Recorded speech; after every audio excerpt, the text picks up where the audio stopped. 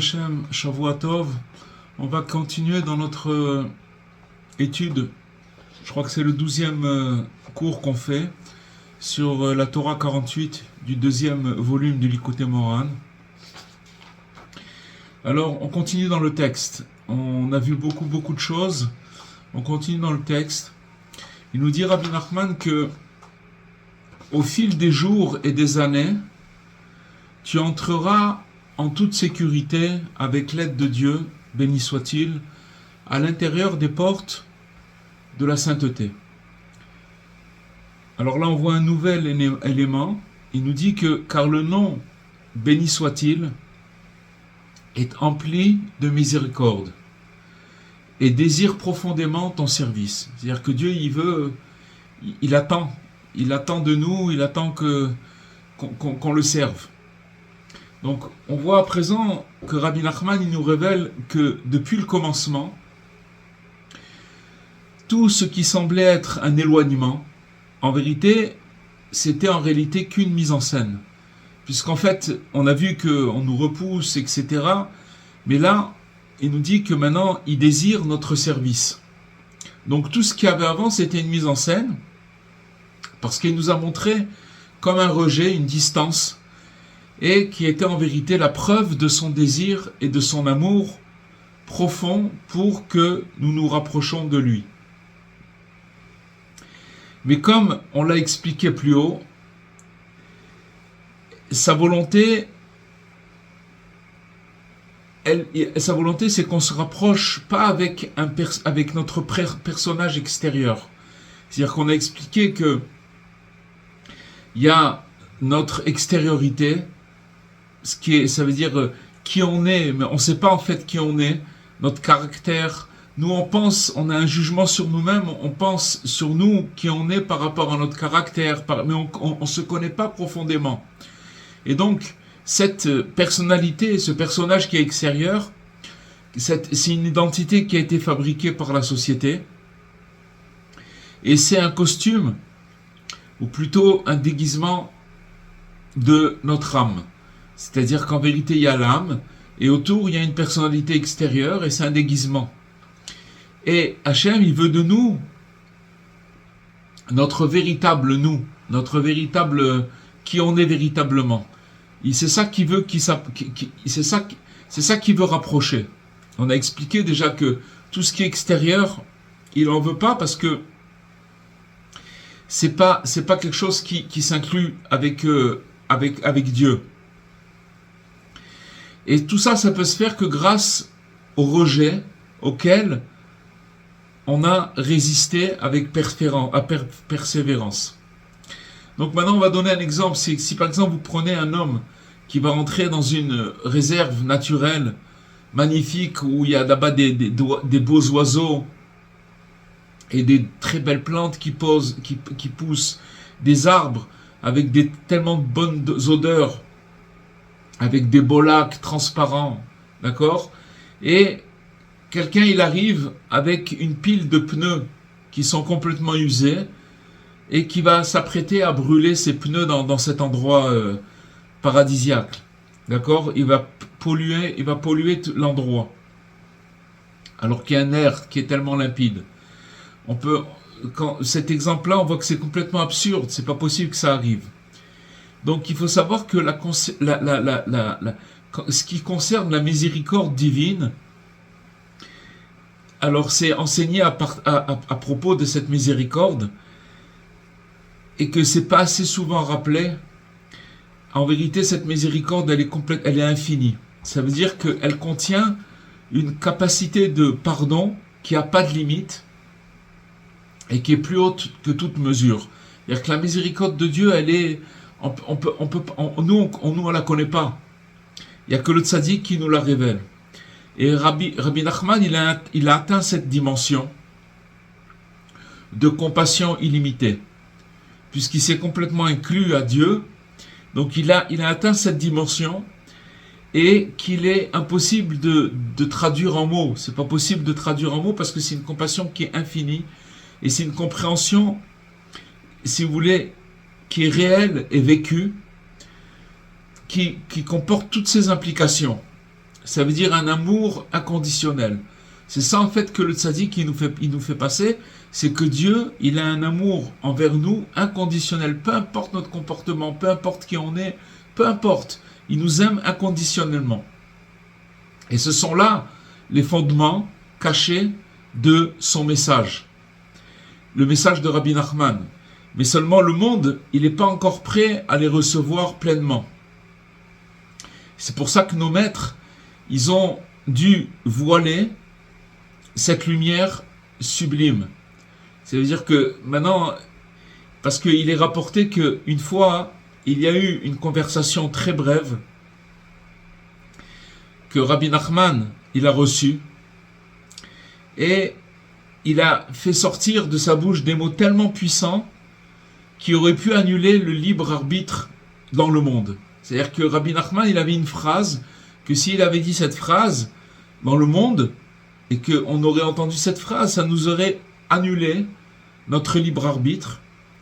Tant la lumière, elle était tellement intense dans ce qu'il y avait dans ce message-là. Et donc, Rabbi Nachman, il a refusé de le révéler. Et il a dit, il vaut mieux le retour vers Dieu, la teshuva, que la rédemption immédiate. Ça veut dire que Rabbi Nachman, il avait la possibilité, le pouvoir de d'amener la rédemption. Mais il a préféré de passer par le teshuva. Ça veut dire que d'amener à tout le monde, à chacun, la possibilité de se connecter à Dieu. Et donc cette parole-là, il l'a transmise à Rabbi Nathan, son disciple, mais il lui a mis une condition, c'est qu'il ne la révèle à personne, que jamais qu'il puisse le dire à aucun être humain. Alors maintenant, puisque pourquoi il lui a révélé ce secret à Rabbi Nathan, si il voulait tant le cacher, d'accord? Rabbi Nathan, il pouvait pas le dire puisque Rabbeinu lui a dit de pas le révéler. Parce qu'il faut savoir que la conscience du disciple de Rabbi Nathan, elle a été complètement transformée à travers ce dévoilement, à travers cette phrase que Rabbi Nachman lui a dit. Ça a transformé complètement la conscience de Rabbi Nathan. Et que désormais, dans tous ses écrits, alors il serait imprégné à l'intérieur de ses écrits cette conscience qui est complètement lumineuse. Et si bien que quiconque qui allait étudier ces textes après lui, alors il va être inconsciemment inspiré. C'est-à-dire que cette phrase qui enlève le libre arbitre, elle est distillée entre les lignes des écrits du disciple de Rabbi Nathan. Et donc de ce fait, ils ont laissé leurs écrits où dedans il y a des allusions qui sont très subtiles, comme ici, même dans ce passage, celui qui lit avec un cœur sensible et une écoute fine, il peut déjà percevoir de loin quelque chose d'extraordinaire et de bouleversant et de profondément merveilleux. Donc ça c'est une chose. Maintenant on va continuer dans le texte. Et Rabbi Nachman il dit que sache que les mouvements, chaque mouvement qu'une personne elle fait, et les retraits et les tentatives de se déraciner même un peu de la matérialité pour se tourner vers le service de Dieu, donc ça veut dire que maintenant quand une personne elle fait juste elle se décolle un tout petit peu elle fait un effort dérisoire pour se décoller de sa matérialité. Donc chaque pas qu'une personne elle fait, même le plus petit, le plus léger, même quelque chose qui semble presque invisible, comme un simple souffle. Des fois ça peut être un souffle. Alors il faut savoir que tout cela a une valeur immense. On va donner un exemple. Par exemple, quelqu'un qui va avoir un petit mouvement de regret en plein moment de colère. Il a quelqu'un qui est rentré dans une colère, il va avoir du regret parce qu'il s'est énervé. Ou alors peut-être un soupir qui est très bref dans une situation qui ressemble à un cauchemar. La personne elle passe des fois par des états d'âme. Ou alors des fois de retenir un mot blessant au milieu d'une dispute. Quelqu'un il se dispute et il retient, il dit pas tout, il se retient. Ou alors des fois de détourner un instant le regard d'un endroit qui n'est pas convenable. D'accord ? Tous ces gestes-là, même les plus infimes, ils ont un poids énorme. Et spirituellement, d'après la Kabbalah, leur effet, ça veut dire quand une personne, elle se détourne d'un cheveu de quelque chose de pas bien, il faut savoir que spirituellement, elles ont un effet qui monte jusqu'à l'union suprême. Ça veut dire, c'est où l'union suprême? C'est l'endroit où se transforme tout en bien. Voilà ce que c'est quelque chose quand on fait un petit effort, même si par rapport où ce que la personne se trouve, au niveau par exemple une personne elle se trouve dans la boue, d'accord, mais que elle va faire un petit effort que ça va rien, apparemment ça change rien, mais en vérité ça change tout, parce que ce petit effort là il va monter dans l'endroit où c'est l'union suprême, où tout se change en bien. Et donc heureux celui et heureux celle qui intègre vraiment ce principe. Parce qu'une quelle personne, elle ressemble à quelqu'un à qui on annonce soudain que ces petits cailloux, ces petits efforts, il a des petits cailloux dans sa cour, qu'en vérité c'est des diamants. C'est ça que le tzaddik nous apprend. Et c'est ça ce qui nous apprend le tzaddik, c'est vraiment comment Dieu y voit les choses. Si on n'a pas le tzaddik, on ne peut pas le savoir.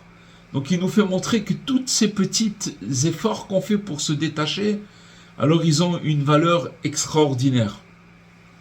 C'est pour cela que nos sages, ils ont dit cette phrase incroyable, qu'une seule heure de teshuva et de bonnes actions dans ce monde, il vaut plus que toute la vie du monde futur. Que dans ce monde-là, quand on va faire 1 heure de bonnes actions, c'est plus que toute la vie du monde futur.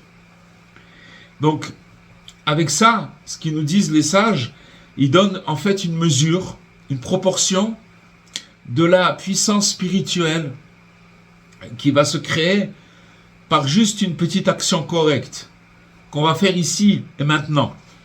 Et donc, il y a quand même une question qui se pose, c'est que la vie du monde futur, c'est des éternités d'un bonheur lumineux.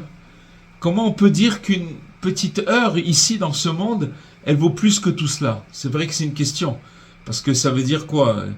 1 heure de bonnes actions ici, elle dépasse toute la vie du monde futur. Alors, la réponse, elle est simple, elle est très profonde. Il faut savoir que cette heure-là, ces moments dans ce monde où on fait du bien, cette petite heure de regret, de retour, de renforcement, d'accord, de soupir, n'importe quoi qu'on fait, c'est elle qui crée notre monde futur. En fait, dans ce monde-là, quand on fait quelque chose de bien, c'est ça le monde futur. C'est ça le monde futur. Parce que dans la lumière infinie de Dieu, il n'y a pas ni paradis, ni enfer. Là où, dans la lumière infinie, là où il est Dieu, ça n'existe pas. En fait, si vous voulez, c'est des réalités, le paradis, l'enfer, c'est des réalités qui ont été créées, que Dieu il a créées pour qu'on puisse participer à la construction de notre avenir spirituel, d'accord? Et comment on construit? Juste comme ça, ça veut dire en tournant le dos, même 1 seconde, à quelque chose de mauvais. C'est là où on se fait arnaquer. C'est là où, si vous voulez, l'homme il se fait avoir parce que il se dit mais là où j'en suis maintenant, waouh, c'est pas ce petit cheveu qui va changer grand chose. Or c'est tout le contraire. Parce que quand il tourne le dos à quelque chose de mauvais, à ce moment-là, alors on vient de créer un monde magnifique qui est rempli de lumière et de miséricorde et de louange. Et ce monde-là, il nous attend quand on finira notre travail sur Terre, après 150 ans. D'accord? Après 150 ans, quand on va partir, alors c'est tout notre monde futur, c'est que ces petites actions, ces petites... Parce qu'il faut savoir que dans ce monde, on est dans le monde de l'action, dans le monde de la matérialité jusqu'au cou. On ne se rend pas compte combien on est nous-mêmes matériels. On est fait de peau, de chair, de veines, et tout ce qu'on a autour de nous, c'est que du matériel. Donc ça veut dire qu'une personne, dans cet état-là, il fait un petit effort, il va s'arrêter quelque part. Alors ça, c'est ça le monde futur de la personne. Maintenant, d'un point de vue technique, il faut attirer l'attention à une précision, parce que Rabbeinu, il parle de nitak venetak, ça veut dire que il se retire et il se déracine. C'est ça qu'il dit dans le texte. Alors, se retirer, ça veut dire ça désigne quelqu'un qui se déconnecte, d'accord, qui se déconnecte comme quelqu'un qui coupe le courant électrique. Et le second, se déraciner, c'est quelqu'un qui s'arrache, qui déracine un objet et le déplace d'un endroit à un autre. Et dans cette nuance très fine, en fait, se cache une leçon qui est supplémentaire et qui est magnifique pour se renforcer. Il y a des moments dans la vie où l'on peut réellement se détacher du mal. C'est possible que c'est possible. Par exemple, on voit les cas de Yosef qui a fui l'interdit. Ça veut dire qu'il était devant une situation, il ne pouvait rien faire. La seule chose qu'il pouvait faire, c'est de se sauver. Et donc, c'est là qu'il a été Ne'etak en hébreu, ça veut dire qu'il a déraciné. Qu'il a complètement arraché et éloigné. C'est-à-dire qu'il a pris ses jambes, il a couru pour pas tomber dans le panneau. Et dans ce cas, c'est exactement ce qu'il faut faire. Le plus de distance physique possible.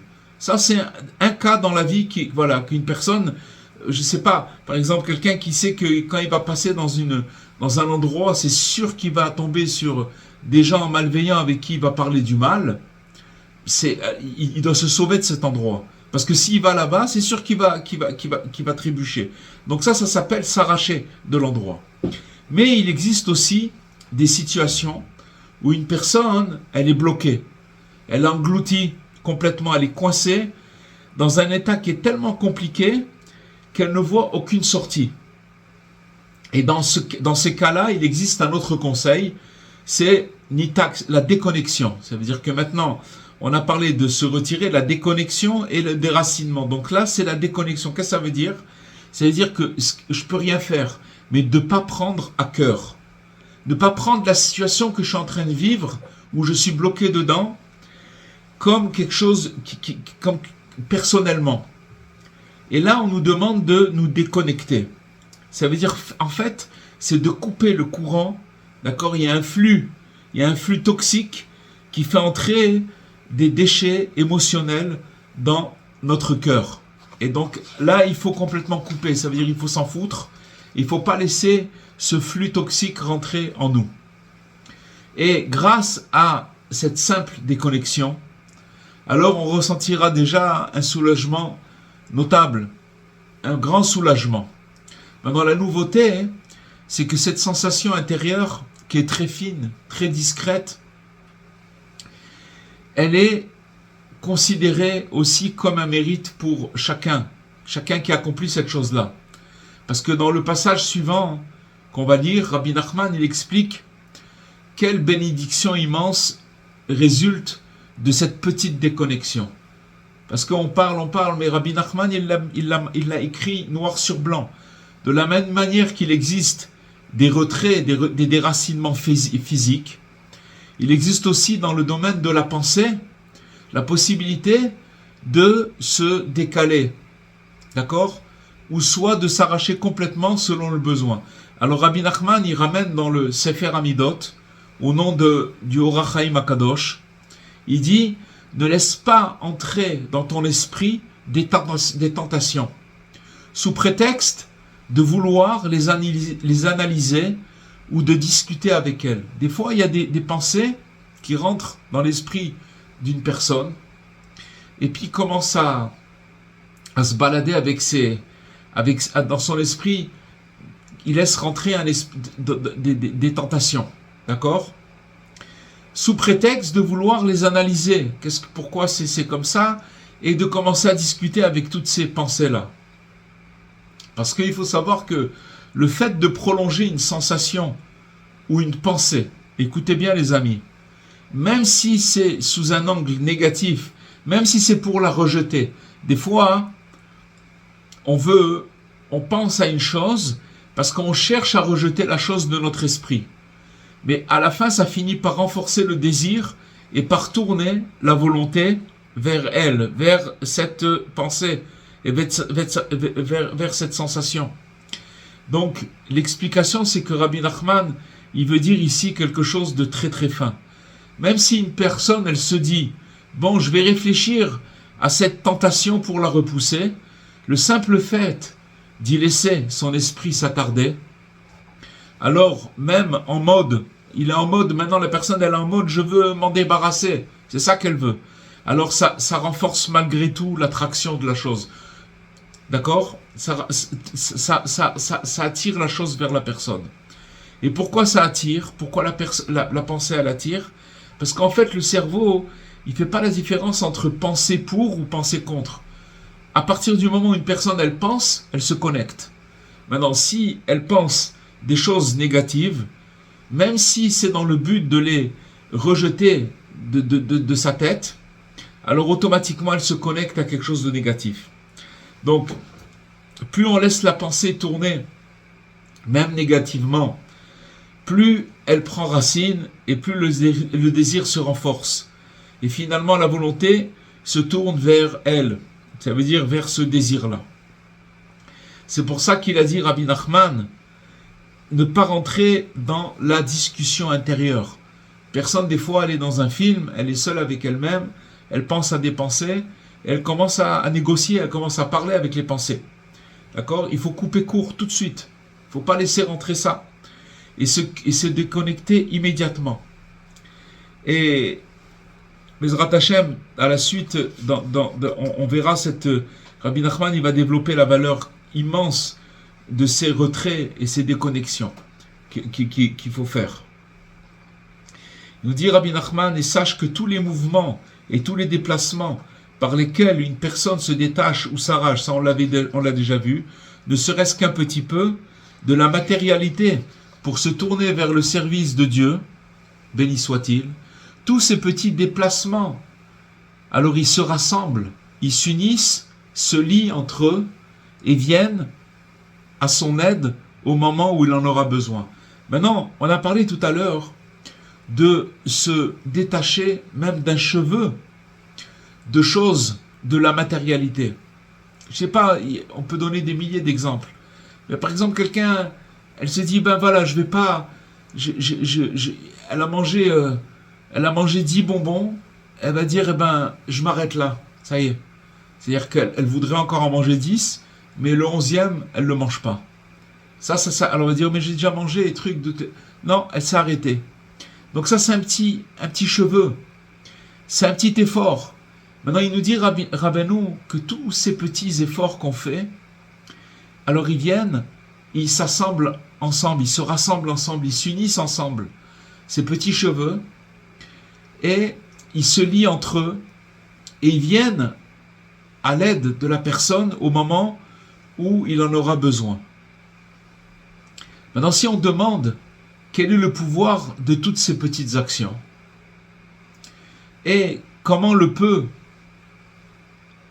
mais at marzik et ameroubé, ça veut dire que le peu, il contient le beaucoup, ça veut dire qu'il peut contenir le beaucoup, ça veut dire que des fois, là ce qu'il nous dit ici, c'est qu'en fait, ces petits cheveux où on se détache, il contient beaucoup, et beaucoup, ça veut dire que il y a tout dedans. Et maintenant, il faut écouter les paroles de Rabbi Nathan. Il nous dit, même si l'on commence de très nombreuses fois, sans nombre, dans le service de Dieu, béni soit-il, et que l'on tombe à chaque fois, écoutez bien, c'est les paroles du Likutei Halachot, on tombe à chaque fois, même si sa chute est très grande, que Dieu nous en préserve, même si quelqu'un tombe, Dieu préserve, dans des fautes véritables, malgré tout, tout commencement que l'on a commencé à chaque fois ne se perd jamais. Donc ça veut dire quoi? C'est-à-dire que maintenant une personne, elle a commencé à chaque fois, en fait elle est que en train de recommencer, de commencer. Et à chaque fois qu'elle commence, sans nombre, ça veut dire qu'elle a fait ça des dizaines, des centaines, des milliers, des millions de fois, elle a recommencé. Et qu'à chaque fois, la personne, elle tombe, même si elle est tombée dans des péchés. Alors, malgré tout, tout commencement que l'on a commencé à chaque fois ne se perd jamais. Car, même si au moment de la chute, tout se gâche, malgré tout, il reste toujours une empreinte de chaque service et de chaque commencement. Ça veut dire que maintenant, la personne, elle a commencé et elle est retombée. Mais ce commencement-là, qu'est-ce qu'il a fait? Il a gardé une empreinte, c'est-à-dire cette empreinte, elle est là.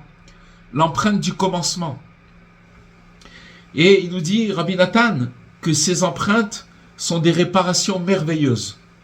Et elles sont très nécessaires et indispensables pour l'édifice de la sainteté qu'il faut construire. Chacun il a un édifice de la sainteté qui est collectif. Et maintenant, comment il est cet édifice de sainteté qui est collectif? Il est construit par le travail de chacun, par ces petits cheveux que la personne, elle retient, elle se détache de sa matérialité. Aujourd'hui, avec tous les moyens modernes qu'on a, vidéo, photos, enregistrement, ordinateur, etc., tout ce qu'il y a, on a compris ce que c'est que la mémoire. On comprend ce que c'est la mémoire. On peut revoir une scène qui a été filmée il y a 50 ans, ou alors on peut entendre la voix de quelqu'un qui n'est même plus de ce monde. D'accord? On peut voir une image de quelqu'un qu'on aime et qui se trouve à des milliers de kilomètres. Et ceux qui travaillent avec les ordinateurs dans ce monde-là, ils savent jusqu'où ça va, la précision, les détails, les pixels, toutes ces choses-là. Et encore, tout ça n'est qu'une petite imitation de ce que la mémoire humaine est capable de faire.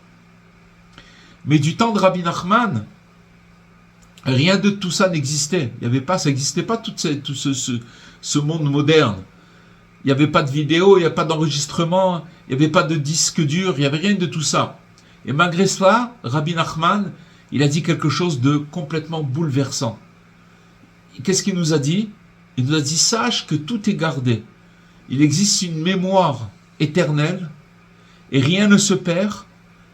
Chaque bon geste, même minuscule, reste inscrit pour toujours. C'est ça qu'il faut se rappeler.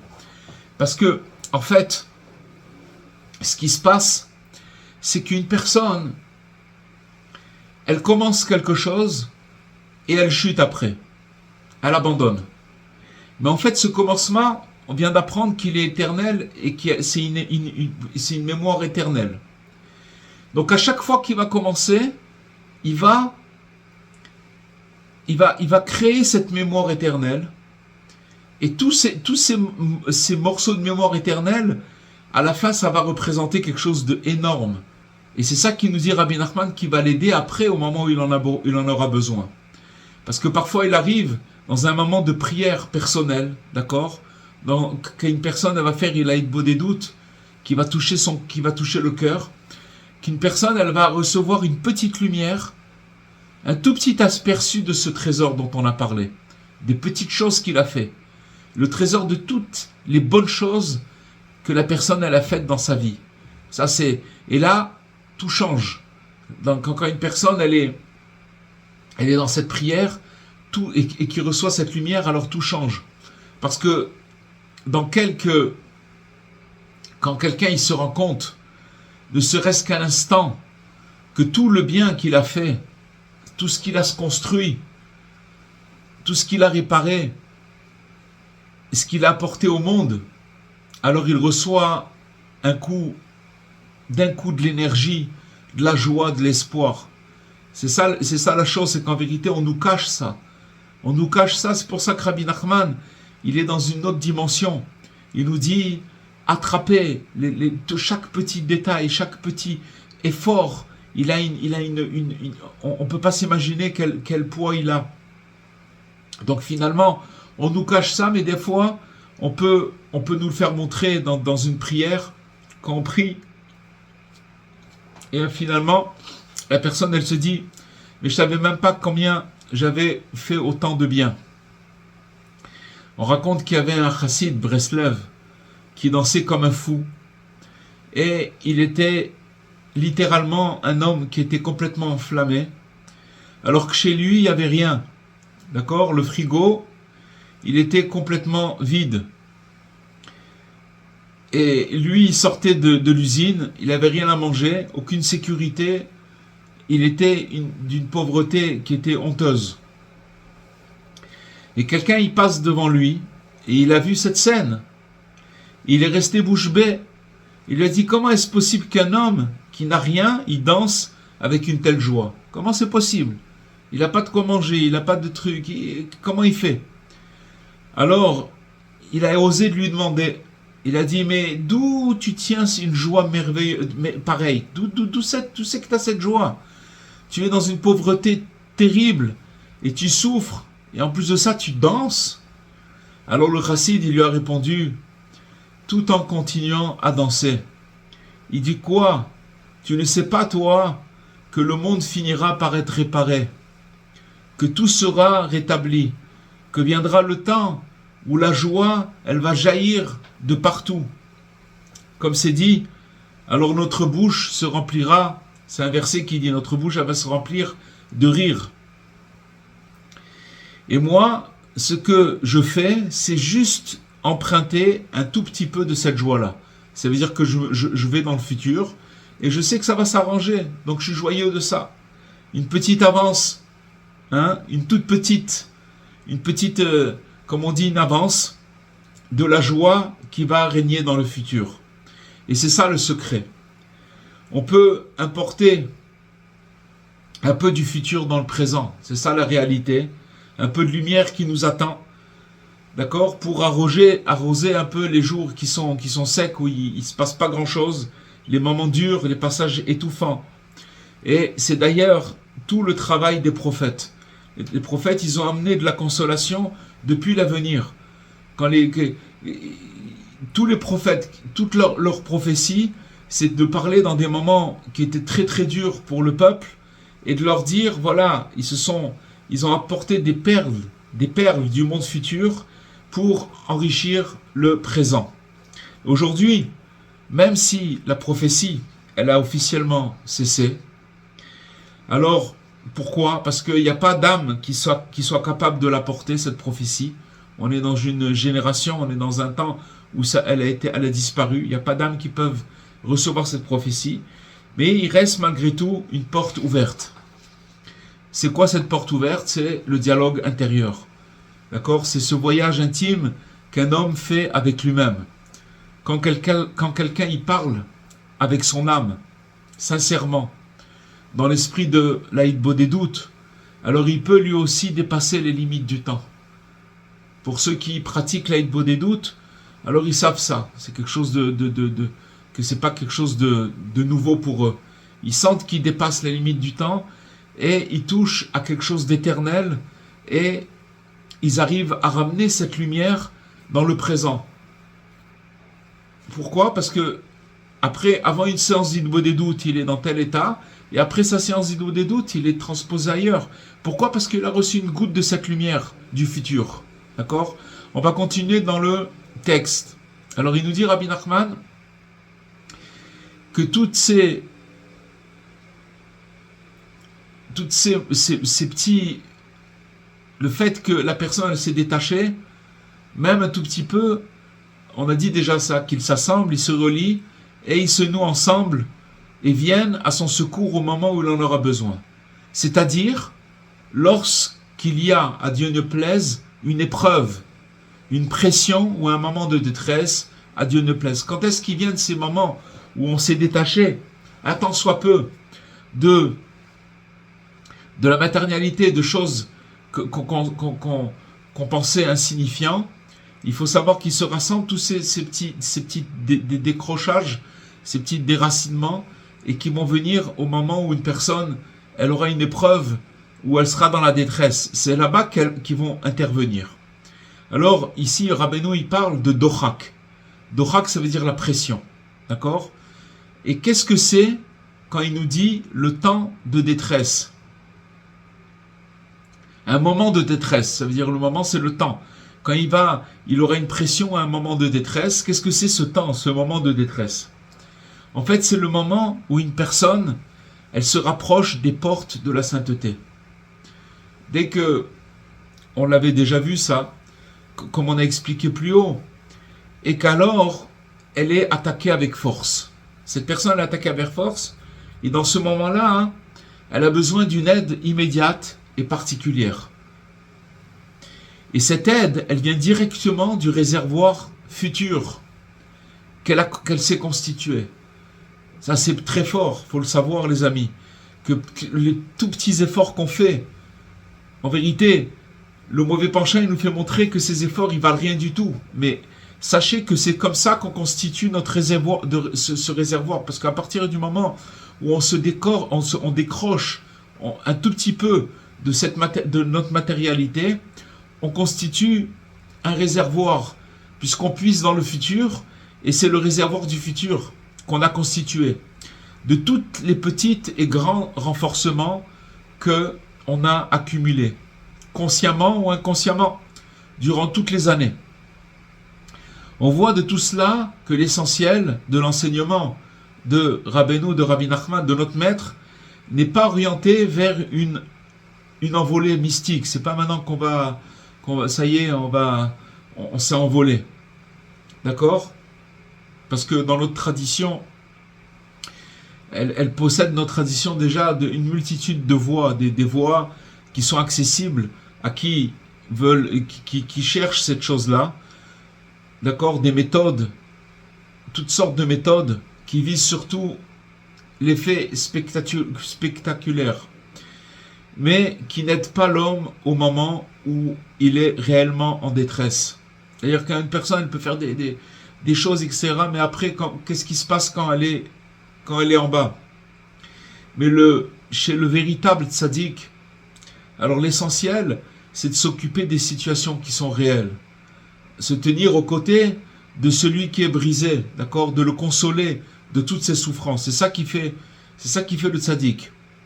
Et lui permettre de tenir bon au moment de son épreuve, pour ainsi le conduire, d'accord, jusqu'à la délivrance. Donc c'est des choses les renforcements dont on parle, qui viennent le sauver, c'est vraiment sur le terrain. C'est pas des théoriques. C'est vraiment quand la personne elle est là-bas et qu'elle a besoin d'aide.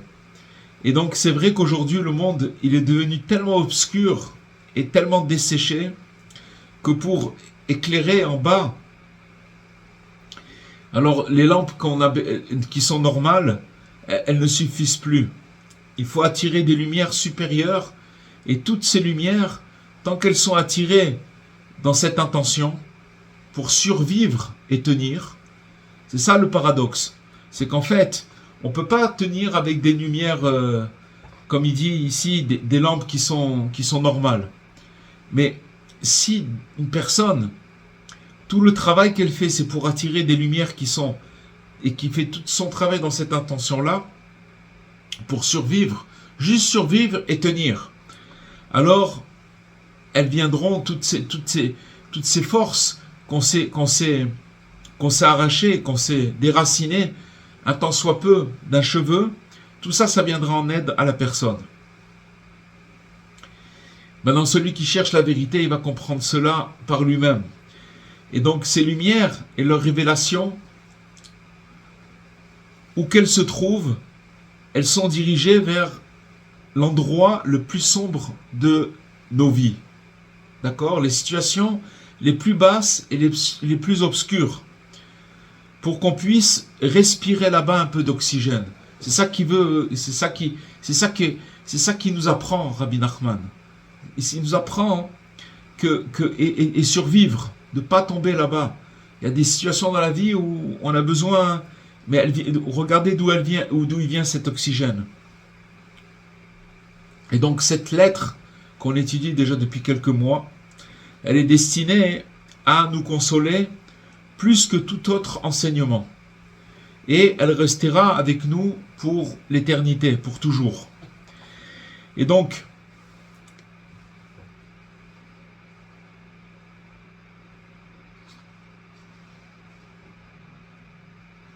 voilà les amis, on a fait...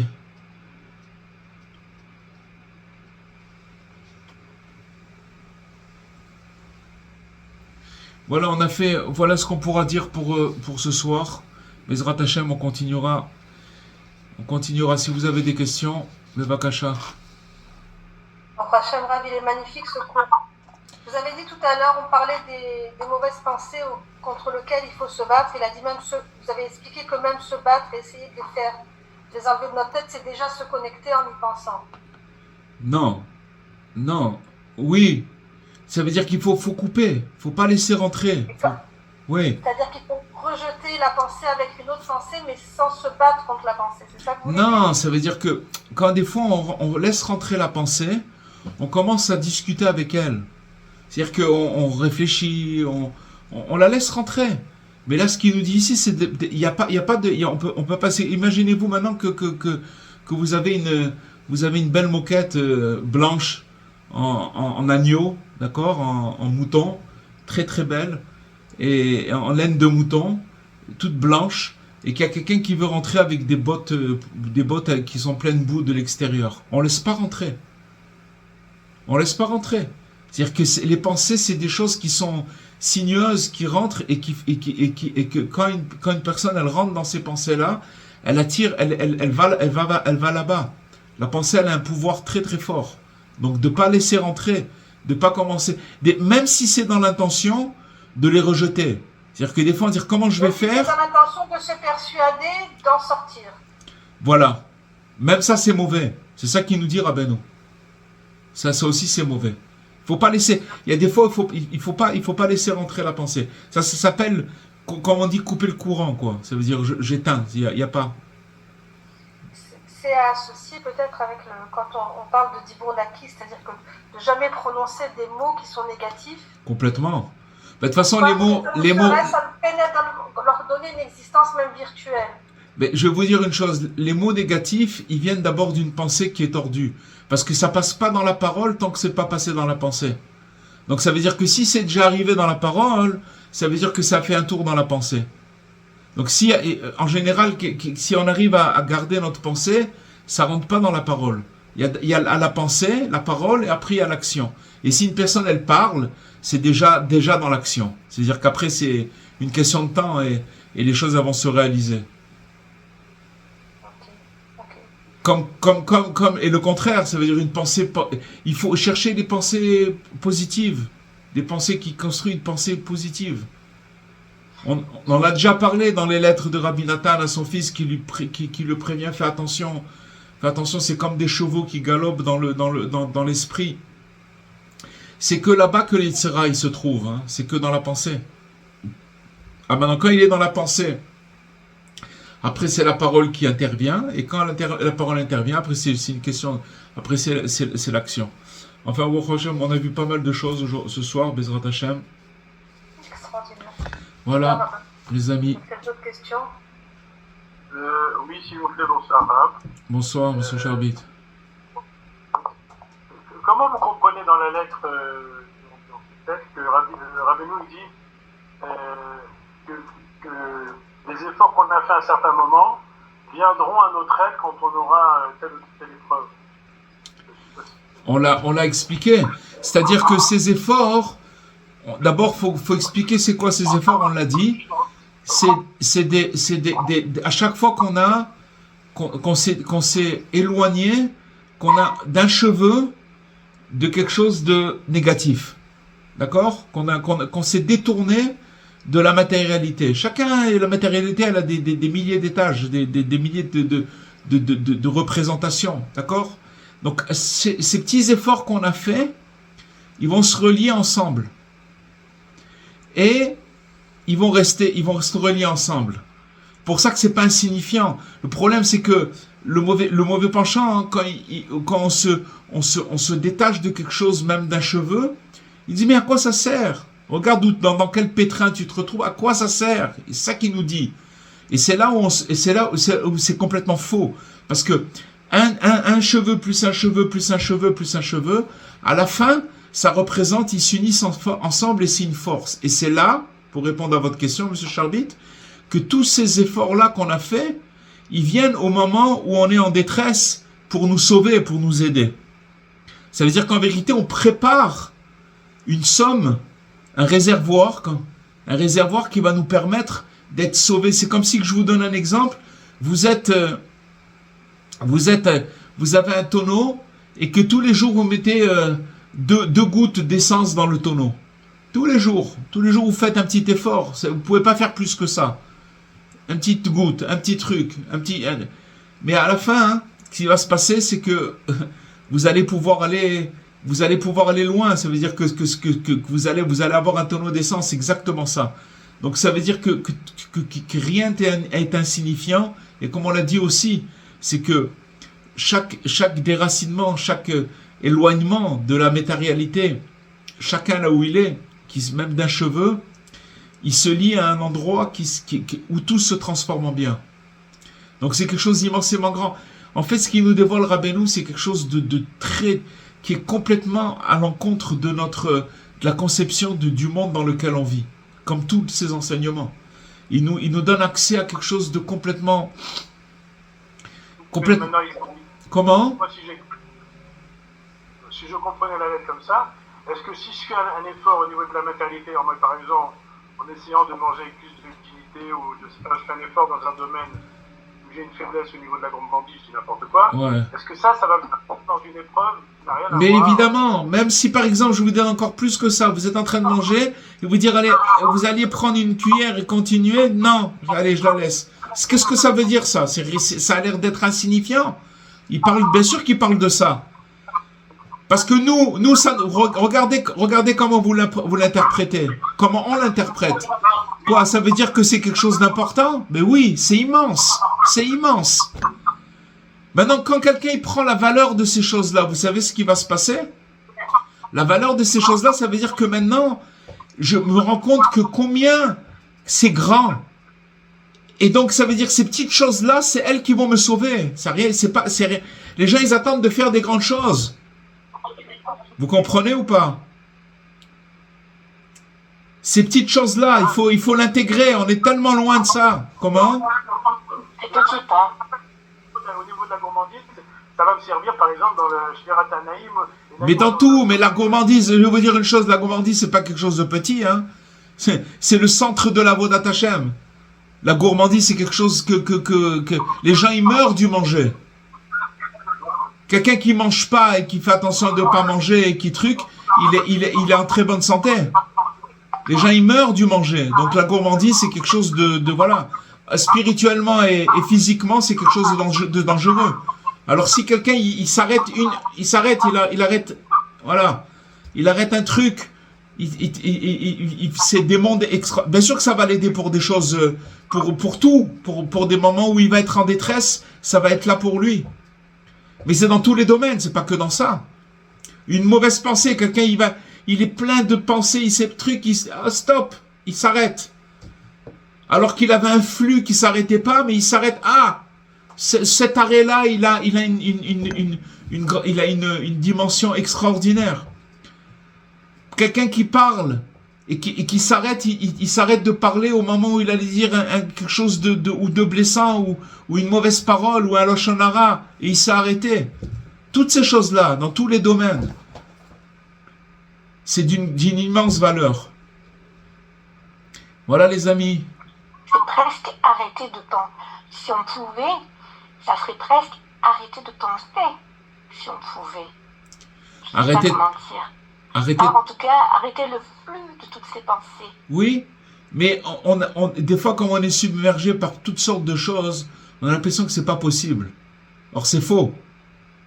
C'est faux. C'est faux parce qu'on a l'impression qu'on est paralysé par tout le monde dans lequel on vit.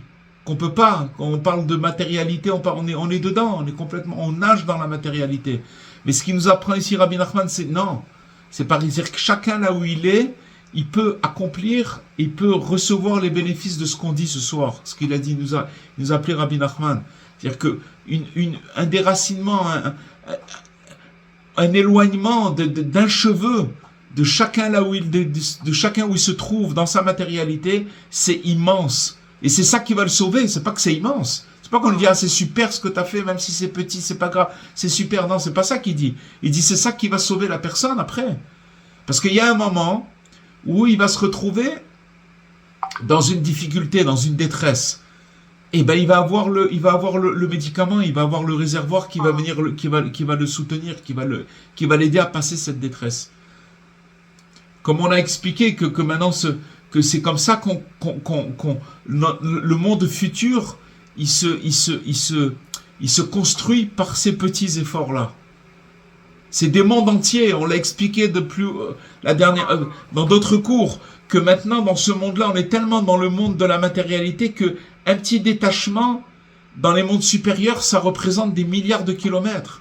Seulement ici, on ne le voit pas.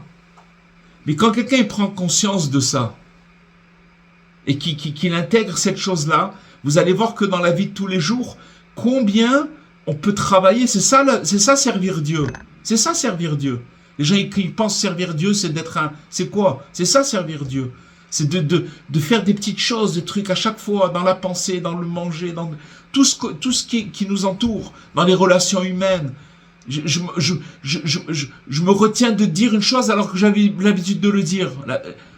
J'ai dit 10 fois, alors la 10e fois, je le dis pas. C'est ça le servir de Dieu, c'est ça servir Dieu. Les gens ils croient que servir Dieu c'est quoi? C'est ça servir Dieu. C'est ça servir notre Créateur. Mais c'est comme ça qu'on va avoir cette force qui va nous sauver. Bezrat Hashem. Voilà les amis. Je vous souhaite Shavua Tov, une grande bracha et à la semaine prochaine en bonne santé.